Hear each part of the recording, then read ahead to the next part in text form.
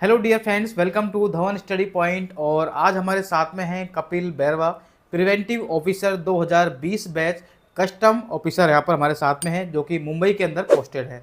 तो थोड़ा सा इंट्रोडक्शन मैं इनके द्वारा आपको बताने वाला हूँ, जो कि यहाँ पर कपिल बैरवा जी खुद बताएंगे। तो कपिल बैरवा जी, थोड़ा सा एक ब्रीफ इंट्रोडक्शन अपने बारे में यहाँ पर अपने दर्शकों को दें यहाँ पर।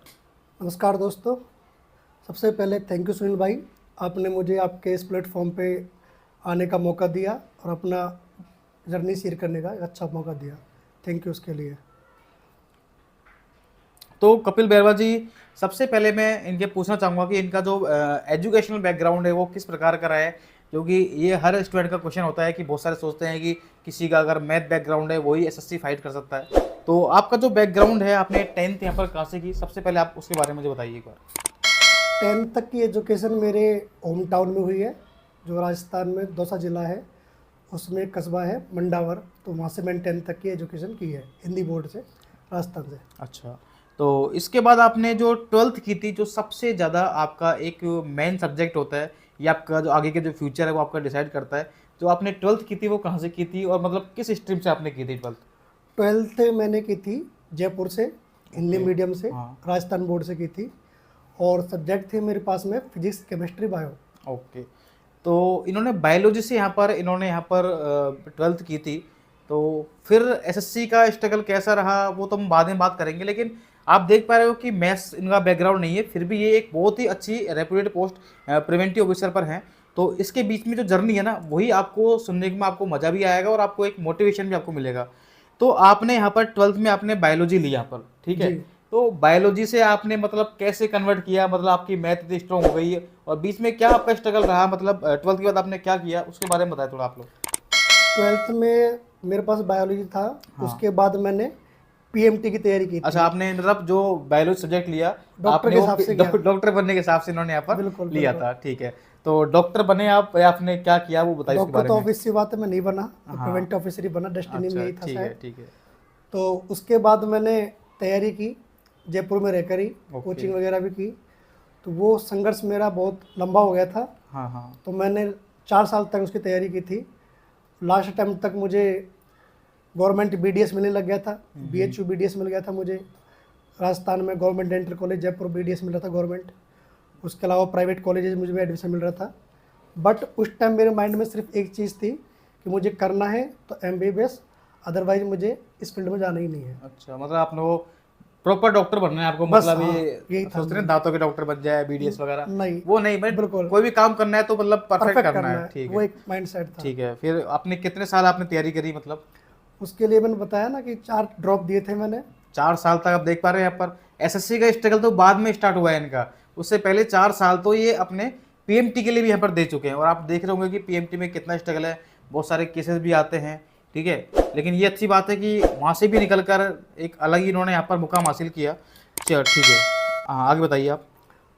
इसमें ये था कि पीएमटी उसके बाद में मैं बहुत ही एक डिप्रेशन वाली फेज में चले गया था। बिल्कुल, 4 साल आप तैयारी करोगे 4 साल तैयारी के हाँ। बाद में बिल्कुल मोरल डाउन हो गया था, क्योंकि हमारा फैमिली बैकग्राउंड बहुत स्ट्रांग नहीं है। जस्ट एक पापा एक मजदूरी का काम करते थे। अच्छा, मतलब आपके खेती बाड़ी करते हो या फिर हाँ, मतलब किस खेती टाइप से, खेती मतलब? का तो हल्का फुल्का है, वो एक अच्छा अच्छा।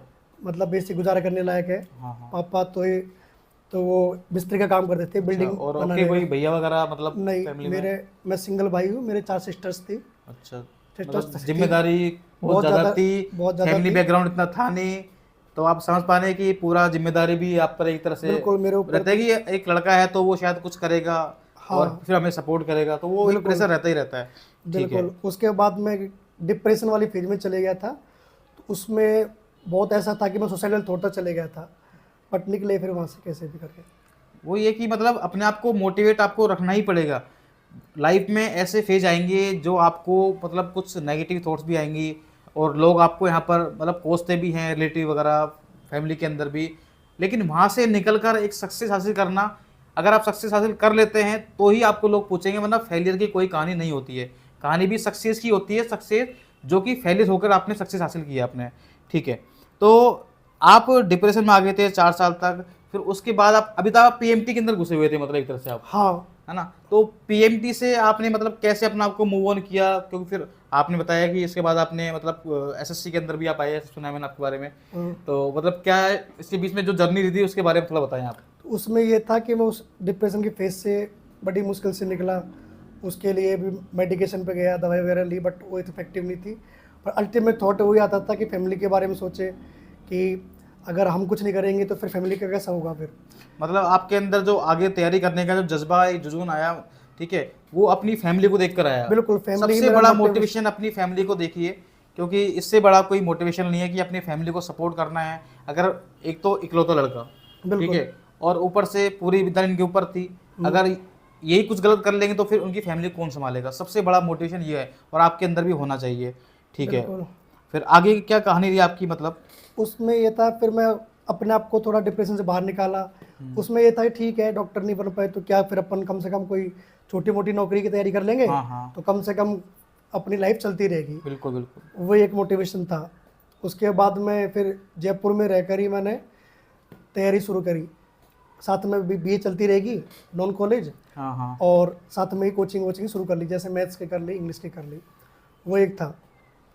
तो मतलब आपने, चलो ठीक है, आपने कोचिंग कर ली, अपने जो कोचिंग करी पीएमटी के बाद में एसएससी के लिए करी आपने प्रॉपर, एसएससी या के फिर लिए ऐसा कोई लगा कि आपने कोई और एग्जाम के चक्कर में नहीं, करी तैयारी? एसएससी का सुना हुआ था। अच्छा। इसमें कि अच्छे मौके होते हैं, जैसे कि कस्टम इंस्पेक्टर का है, इनकम टैक्स है, सीबीआई, मतलब अच्छी अच्छी जॉब प्रोफाइल थी। तो वो एक था कि चलो कुछ अच्छा हो सकता है, ये था। अच्छा, तो फिर अब एसएससी के अंदर आप घुस गए, तो फिर आपने तैयारी करने का जो इसका जो स्ट्रगल है एसएससी का, वो भी आप लोग शेयर करें थोड़ा सा। एसएससी का तो यही था, ग्रेजुएशन चल रही थी मेरी रनिंग में। हाँ। उसके साथ में मैं ग्रेजुएशन तो आपने पहले, अच्छा पीएमटी अपने हो नहीं पाई थी मतलब। हाँ, तो उसके बाद ग्रेजुएशन में तो, हाँ ठीक है। ग्रेजुएशन किया। ग्रेजुएशन में फिर मैंने क्या, वो बीएससी में नहीं जा करके मैं बीए किया। अच्छा, मतलब साइंस बैकग्राउंड था इनका, लेकिन साइंस को छोड़ करके आपने बीए ही क्यों आपने चूज किया, मतलब इसका बीए कोई का रीजन? रीजन ये था क्योंकि बीएससी के अंदर प्रैक्टिकल भी होंगे, वो सारी हाँ। चीज़ें होंगी। अपन को गवर्नमेंट सर्विस में जाना है, एसएससी में जाना है, तो उसमें साइंस हो या आर्ट्स हो, किसी भी बैकग्राउंड से हो, मैटर नहीं करता। तो फिर मैं बीए पे शिफ्ट हो गया नॉर्मल उसमें, ताकि मैं कंपटीशन में ज़्यादा फोकस कर पाऊँ। हाँ। ग्रेजुएशन के लिए मुझे कम एफर्ट डालने पड़े। हाँ बिल्कुल ठीक है। और तो आपने यहाँ पर बीए कंप्लीट आपकी हो गई, तो आपकी जो तैयारी थी एसएससी की, वो आपने मतलब ग्रेजुएशन के साथ ही चालू कर दी आपने मतलब। हाँ, वो साथ में चल रही थी। हाँ उस टाइम मैं 12th लेवल के कंपटीशन निकाल भी पा रहा था। हाँ हाँ। लाइक 10+2 था, केंद्रीय विद्यालय में एलडीसी का था, Good. उसके अलावा पोस्ट असिस्टेंट वगैरह थे, तो कई एग्जाम निकल भी रही थी। बट मैं अटका हुआ था, टाइपिंग में स्टक हो रहा था। अच्छा टाइपिंग में परफॉर्म नहीं कर पा रहा था। तो इसके बाद आपने मतलब सीजीएल की तैयारी करी आपने, तो कितने साल आपने तैयारी करी सीजीएल की? सीजीएल में मेरा फर्स्ट ड्रॉप था, 2018 वाला पहला टारगेट किया था मैंने। तो उसमें मेरी ठीक ठाक तैयारी थी, बहुत अच्छे लेवल की नहीं थी। तो तैयारी की तो मेरे साथ 5 या 6 नंबर रह गए थे फाइनल मेरिट में। अच्छा, फर्स्ट अटेम्प्ट के अंदर? हाँ, रह गया था मैं, मतलब कुछ भी नहीं मिल पाया था मुझे, ये था। तो एसएससी में तो भाई मतलब अगर आप एसएससी की तैयारी में घुसने जा रहे हो ना, आप आपका दिमाग में आगे मुझे एसएससी की तैयारी करनी है, तो कभी भी ये सोचकर बताना कि मैं 1 साल तैयारी करूंगा, 2 साल तैयारी करूंगा, 3 साल तैयारी करूंगा, और अगर मेरा नहीं हुआ तो फिर मैं पढ़ाई छोड़ दूंगा। बहुत सारे सोच के आते हैं कि अगर मेरा 1 साल में नहीं हुआ। आपका टारगेट होना चाहिए कि मुझे सिलेक्शन जिस दिन मेरा हो जाएगा उस दिन मैं तैयारी छोड़ दूंगा। सिलेक्शन आपका लास्ट आपका टारगेट होना चाहिए कि सिलेक्शन नहीं तो तब तक मैं अपनी तैयारी नहीं छोड़ूंगा। और जो एसएससी है ना, वो आपकी एक कंटिन्यूस आपको मांगती है तैयारी आपकी। वही था ना कि हाँ जब तक तोड़ेंगे नहीं तब तक छोड़ेंगे हाँ नहीं। बिल्कुल, ये वो बहुत attitude बढ़िया होना बात चाहिए आपने था। बोली यहाँ पर, ठीक है। क्योंकि आप चाहे 2 बार फेल हो जाओ, 3 बार फेल हो जाओ, अगर आप चौथी बार फेल होकर भी आप पढ़ाई छोड़ दोगे ना, तो आपकी जो स्ट्रगल स्टोरी है ना, आप बताओगे कि मैं ऐसे फेल हुआ, वो कोई आपकी नहीं सुनेगा, बल्कि आपको लोग ताने ही मारेंगे, फेल होके क्या कर लिया तूने वो मतलब। बोलते हैं ना कि हाँ success has many father but failure has none. तो सफल आदमी के 100 बाप है और असफल आदमी कोई नहीं सुनता। ये बहुत अच्छी बात बोली उन्होंने। ये सच है, तो दुनिया मतलब का आप सच है। आपको कुल मिलाकर के लास्ट में आपको सक्सेस होना ही होना है किसी भी कंडीशन में। क्योंकि अगर आप फेलियर हो रहे हैं और उसके बाद आप सक्सेस हो रहे हैं, तो ही आपकी फेलियर की जो स्टोरी है ना, वही आपकी आपके लिए मोटिवेशन बनेगी, आपकी जो भी यहाँ पर वीडियो देख रहे हैं उनके लिए, जो आगे तैयारी कर रहे हैं उनके लिए। बिल्कुल। ठीक है। तो इसके बाद आप एसएससी में मतलब आगे क्या स्ट्रगल रहा आपका, मतलब आप तैयारी कर रहे हैं, आपने पहला दिया, आप 6 नंबर से लगे, उसके बाद आपने कितने साल तैयारी करी? और उसके बाद मेरा सीजीएल 2019 का टारगेट किया था मैंने। हाँ हाँ। तो उसमें ये था, प्री निकल गया, बट मेंस के टाइम में सिस्टर की शादी थी, तो मेरा फोकस उस पर था। दूसरी बात उसमें ये था कि मेरा पेपर पड़ गया था 18 नवंबर को। बिल्कुल हाँ। तो वो थोड़ा इजी था, तो उसमें नॉर्मलाइजेशन मेरे नंबर बहुत घट गए थे, तो मैं कंपटीशन में बाहर हो गया था। अच्छा अच्छा, हाँ एक पेपर था जिसके अंदर आपने शायद, भी दिया होगा शायद वो वो। पेपर मैंने भी दिया था। और उसके अंदर मेरे नंबर आए थे 201 नंबर, क्योंकि मेरे रो मार्क्स तो शायद 170 के आसपास थे, लेकिन आफ्टर नोवेशन वो मार्क्स इंक्रीज हो गए थे, और उसमें 230 नंबर तक हाईएस्ट गए थे मेरे साथ, 220 या 30 के आसपास। ठीक है, तो उसमें तो काफ़ी लड़के फेल हुए थे, और जिनके नंबर 150 के आसपास थे वो तो नेगेटिव नेगेटिव मार्क्स भी आए थे उनके। नेगेटिव भी थे बिल्कुल। हाँ, चलो ठीक है, तो 19 में आपका कुल मिला के सिलेक्शन नहीं हुआ आपका, बिल्कुल। फिर आपने आगे तैयारी की मतलब? आगे फिर यही था कि अब लास्ट ड्रॉप है, अपन ये मान के चलते हैं कि ज़िंदगी में अब इसके बाद में शायद कुछ करना पड़ेगा फाइनेंस के हिसाब से, या तो कोई प्राइवेट जॉब करो या कोई करो। एक बट टाइम आ ही जाता है कि हाँ, पीएमटी में 4 साल दिए, उसके बाद फिर यहाँ पर यूनिवर्सिटी में 2-3 साल लगा दिए, तो एक फैमिली का प्रेशर भी बन जाता है, रिलेटिव का फैमिली प्रेशर, का और सबसे, चलो फैमिली वाले भी नहीं बोलते हैं, लेकिन एक फाइनेंशियल भी थोड़ी सी प्रॉब्लम रहती है।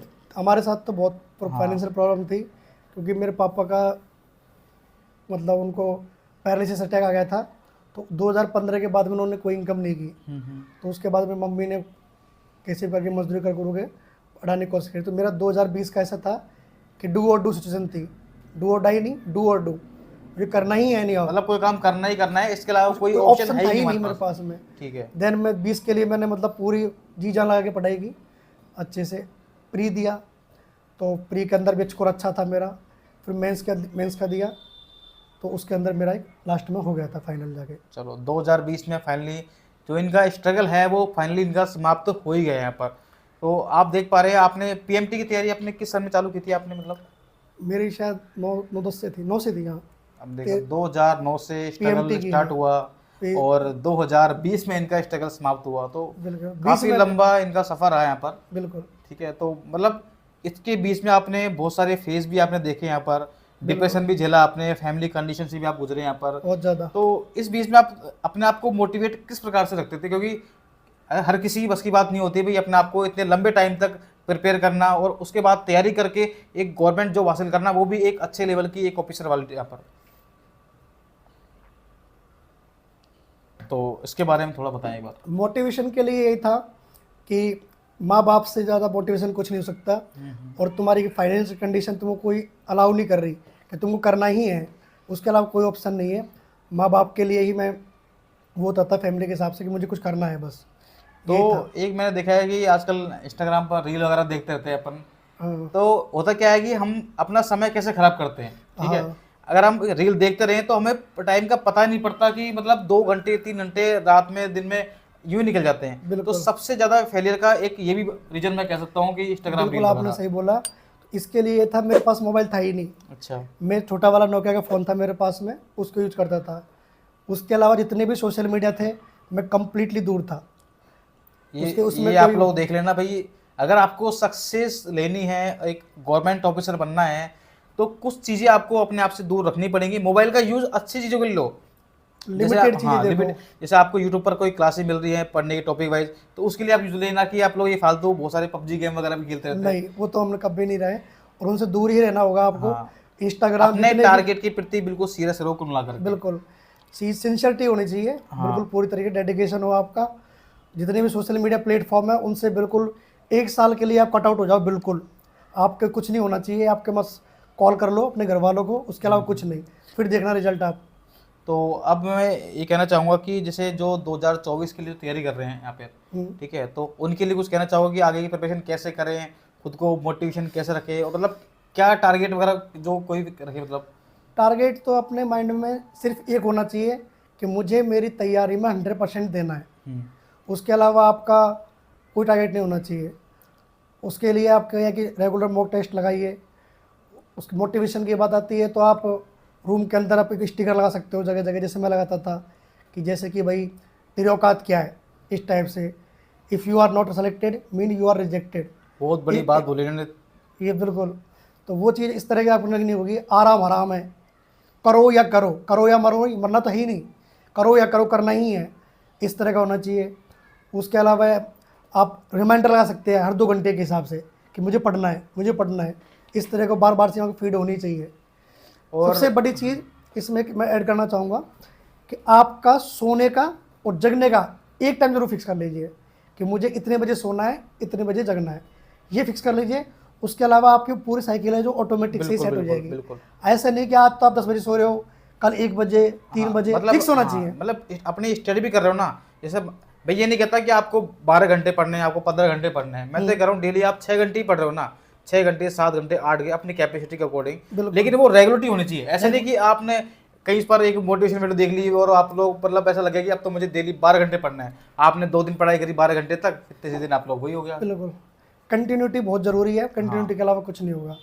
क्योंकि हाँ, एक मैं जोड़ना चाहूँगा कि मेरा क्या था कि तैयारी करने का, मतलब मुझे लगता था कि यार मेरा मन नहीं लग रहा पढ़ने के अंदर, तो मेरा एक ये था कि मेरी हर बुक पर, जैसे आपको बोलते ना कि इंसान के पास एक टारगेट होना चाहिए और जिसका आपको पता है कि मुझे वो टारगेट तक पहुंचना है, अब वो रास्ता कैसा भी है, ठीक है, तो लेकिन वो पहुंचना है, आपने सोच लिया मन में, तो आप कैसे भी करके जाओगे वहां तक, ठीक है, चाहे कुछ भी प्रॉब्लम आए। तो मेरा ये था कि मेरी हर किताब पर एक पोस्ट लिखी हुई थी एक्साइज इंस्पेक्टर। अच्छा, मुझे वर्दी का जुनून था, आप देख पा रहे हैं 3 स्टार का, तो मेरे अंदर जुनून था, तो मैंने क्या करा, मेरी हर बुक पर जीएसटी इंस्पेक्टर पोस्ट लिख दी मैंने, एक्साइज इंस्पेक्टर।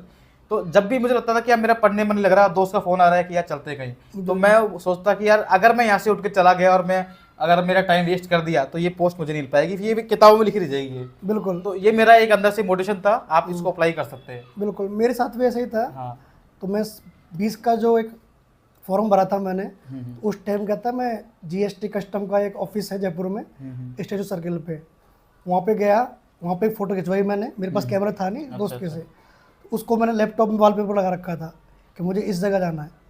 संयोग की बात है कि मैं सेलेक्ट होने के बाद फिर वापस जगह गया, फिर वापस फ़ोटो ली मैंने वहाँ पे, तो वो एक मोटिवेशन था कि नहीं तो करना है, मतलब करना है। तो कहने की बात यह है कि अपना एक ड्रीम पोस्ट अपनी सिलेक्ट कर लो और उस पोस्ट को या तो अपने रूम में लगा लो, बिल्कुल, या फिर अपनी बुक पे लगा लो, क्योंकि आप जैसी बुक खोलोगे है ना, तो आपको याद आता रहेगा कि हाँ मैं इसके लिए पढ़ाई कर रहा हूँ। अगर आपका ड्रीम ही नहीं होगा, आप सोच रहे हैं कि बहुत सारे स्टूडेंट क्या सोचते हैं कि चलो अपन तैयारी करने स्टार्ट करते हैं, उसका कोई टारगेट ही नहीं है, टारगेट जरूरी है ना, वो सोचते हैं कि चलो ठीक है इतने नंबर आ गए तो कोई ना कोई पोस्ट तो मिल जाएगी। और ये ध्यान रखना, अगर आप ये सोच रहे हैं कि मुझे कोई ना कोई पोस्ट मिल जाएगी, तो वो पोस्ट आपको कभी नहीं मिलेगी।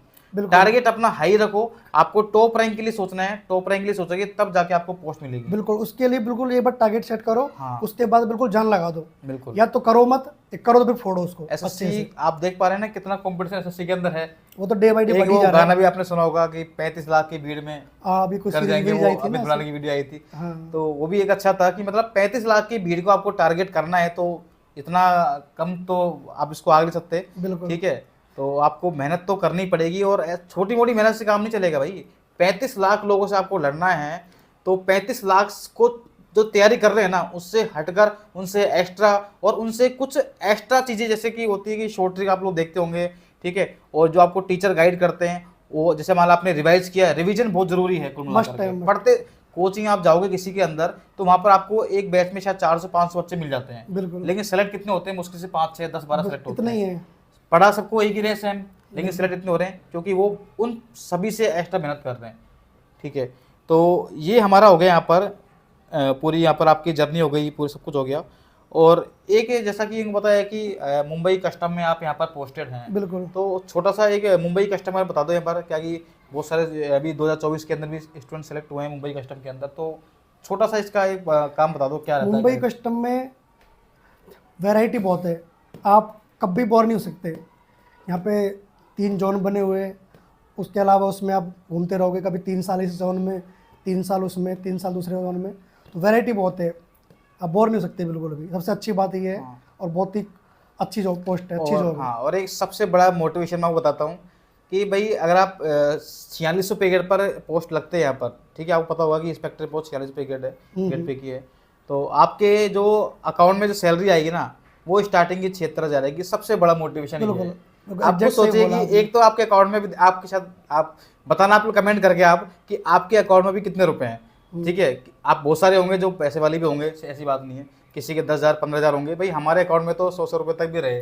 कई बार तो 0 भी रहे। तो मतलब ये है कि अगर आपके अकाउंट में हर महीने डायरेक्ट देखे कि यार 76,000 रुपए क्रेडिट है, तो उसमें भी जो खुशी होती है ना, मतलब वो अलग ही लेवल की होती है। क्या है, सुबह लास्ट तारीख को सुबह जगते हैं उससे पहले सैलरी आ जाती है। हाँ, इससे बड़ा मोटिवेशन ये सबसे बड़ा मोटिवेशन लगा मुझे तो आप कोई भी मोटिवेशन अपना आपको ले सकते हैं, लेकिन अपने टारगेट को फिक्स करो सबसे पहले। तो बिल्कुल आपको प्रिवेंटिव ऑफिसर बनना है, व्हाइट वर्दी का जुनून है, खाकी वर्दी का जुनून है, इनकम टैक्स इंस्पेक्टर बनना है, एएसओ बनना है, एएसओ के अंदर सीएसएस बनना है, एमबी बनना है, तो अपनी पोस्ट आप लोग डिसाइड कर लो, तभी आपका पढ़ाई मन करेगा आपका, ठीक है। तो देखिए अभी हमने यहाँ पर सारी जो पॉइंट थे, इनके जो स्ट्रगल लाइफ थी वो हमने सारे शेयर कर लिए। कुछ भी अगर एक्स्ट्रा पॉइंट है तो आप अपने हिसाब से बोल सकते हैं, आपको लग रहा है कि कुछ चीज़ छूट गई हो तो। नहीं, कुछ तो क्या प्रोफाइल का है तो अपन उसमें ठीक नेक्स्ट में है, देख हाँ लेंगे। एक मैं आपको बता रहा हूँ कि अभी मैंने ये जो वीडियो बनाई है इनके स्ट्रगल लाइफ और जो आपकी एक्स्ट्रा जो भी चीज़ मैंने ऐड की है उसकी बनाई है। अभी हम लोग एक नेक्स्ट पार्ट इसका लेके आ रहे हैं, उसके अंदर हम लोग जो इनकी जो कस्टम वाली जॉब है इसकी proper job profile, complete salary और उसके अंदर प्रमोशन वगैरह, पूरे ट्रांसफ़र वगैरह, ठीक है, और आपकी जो जैसे पोस्टिंग आपकी मुंबई में होती है तो किन किन दिक्कतों का आपको सामना करना पड़ता है, क्या क्या यहाँ पर कुछ पॉजिटिव्स हैं, कुछ नेगेटिव्स भी पॉइंट्स होते हैं। तो हम लोग वो पूरा कंप्लीट यहाँ पर उसको उसमें ब्रीफली आपको एक्सप्लेन करने वाले हैं। तो सबसे पहले तो आपको इस वीडियो को जितना ज़्यादा हो सके उसको शेयर करना है। सबसे ज़्यादा आपको शेयर उन स्टूडेंट को करना है जिनको नीड है, जो 2-3 साल से तैयारी कर रहे हैं, उनका सिलेक्शन नहीं हो रहा है और डिप्रेशन से भी बहुत सारे स्टूडेंट झेलते हैं यहाँ पर। तो उनको यहाँ पर एक थोड़ा सा गाइडेंस मिलेगा, एक मोटिवेशन मिलेगा। तो हो सके जितना आप लोग शेयर करोगे उतना ही फ़ायदा है। और इस प्रकार के सेशन मैं आपके लिए हमेशा लाता रहूँगा। और मेरा एक ड्रीम है कि मेरे चैनल पर आप लोग सर्च करो तो आपको हर पोस्ट एसएससी की, एक हवलदार से लेकर के एक इंस्पेक्टर तक जितनी भी पोस्ट है ना, मैं सारी इस पर एक एक करके वीडियो डालता रहूँगा। तो ये पहली वीडियो है, पहला सेशन है इंटरव्यू का, तो मैं चाह रहा हूँ कि आप इसको ज़्यादा से ज़्यादा सपोर्ट करें, इससे बहुत सारे स्टूडेंट को फ़ायदा मिलेगा। इसके बारे में आप भी थोड़ा बताएं कि ये जो मैं काम कर रहा हूँ आपको कैसा लग रहा है? मतलब ये आपका बहुत ही नेक काम है, इसको आप कंटिन्यू कीजिए।